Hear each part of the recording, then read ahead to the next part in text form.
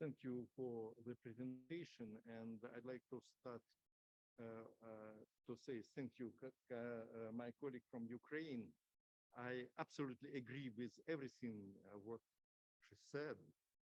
I think it is illustration that there are no our vision in Russia, in civil society in Russia and Ukraine, were part of our common planet.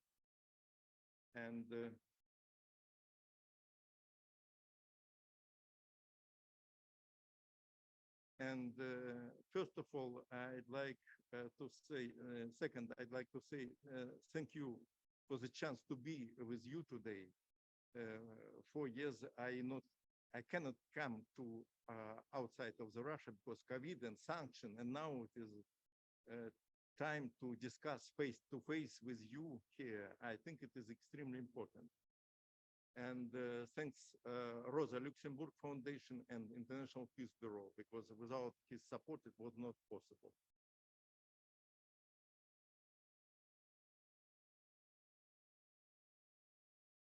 I am professional physicist and ecologist. For 17 years, I worked as a researcher in the Russian nuclear industry.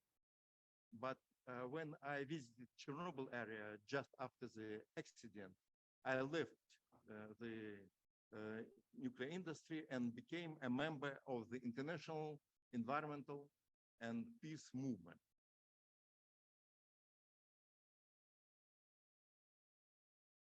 Few words about the current situation in Russia. 24 hours a day, all state mass media promote so-called civil special military operation in Ukraine. All non-state state mass media are closed or emigrated to European countries. All effective NGOs receive the status of foreign agent or undesirable organization and closed. The Environmental Court on Human Rights ruled that the status foreign agent for the more than 70 Russian NGOs is illegal. But the president of Russia signed a decree that this decision will not be implemented in Russia. Politicians or civil society or social active residents of Russia who protest are in prison or pay huge fines. These fines go to the support the military. Thus, the protests against the war became, the protesters against the war became supporters of the war. I think you understand why we have no mass protest in Russia. It was in the beginning, but not now. The Russian government isolated from the civil society. Now, the civil society does not have a legal mechanism to change the federal government. And civil society in Russia is going through the very difficult times. When was Soviet Union, the Iron Curtain was built from one side. Now we have a double Iron Curtain. One was built by Russian government, the other by Western countries. We need to break down these barriers.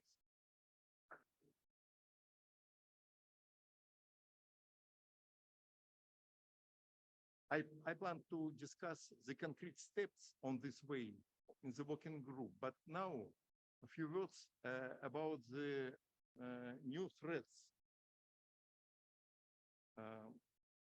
After the capture of the Zaporizhia nuclear power plant by Russian troops, a new situation developed. This is no longer a taboo on the use of the civil nuclear power plants for the military purposes.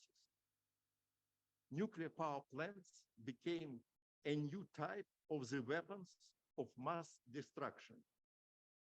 Those weapons are more dangerous than nuclear weapons. It has become an an instrument of blackmail and threat of radioactive contamination, not only Ukraine, but all European countries too. All Europe became mined by 120 nuclear reactors. Very special situation we have in the this is nuclear Baltic region. There are the line, brown line, it is line of the confrontation between Russia and NATO. And this line divided Baltic Sea region into two parts. Approximately 2/3 of the nuclear reactors and radioactive waste storages are in NATO countries, and 1/3 in Russia and Belarus.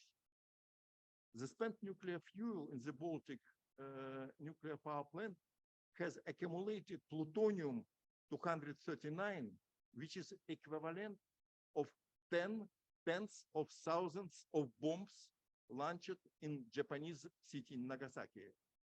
Repeat, please, tens thousands bombs. The half-life of the plutonium-239 is 24,000 years. So NATO generals have published possible scenarios for the conflict between NATO and Russia in the Baltic Sea region. This means that the military conflict will be in the area where located more than 30 nuclear power plants and spent fuel rod storages with plutonium.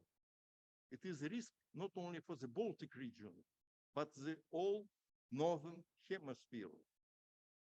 Important detail, the decision about the beginning of the war in the Baltic Sea region will be made by politicians thousands of kilometers away from the Baltic region, and not by those who live here, including in Russia.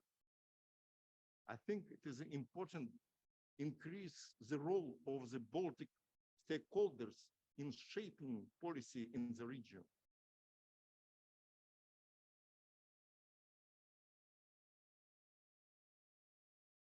This requires that interaction of social active groups of citizens, business, regional legislators from the Baltic, Russia, and NATO countries in the Baltic Sea region. Some ideas for the discussion. An expert report is needed with the analysis of the potential consequences for the Baltic region in the event of the destruction of the nuclear facilities by the military.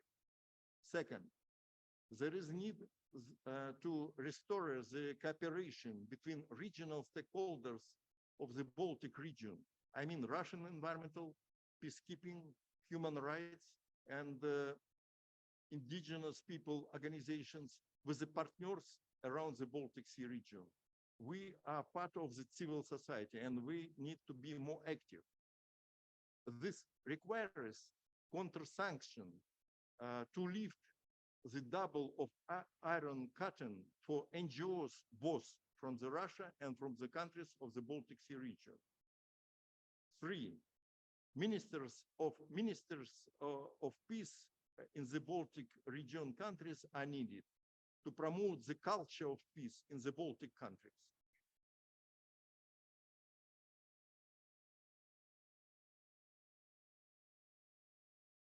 We are neighbors. We are part of our common European habitat and planet Earth. We cannot be enemies. Thank you.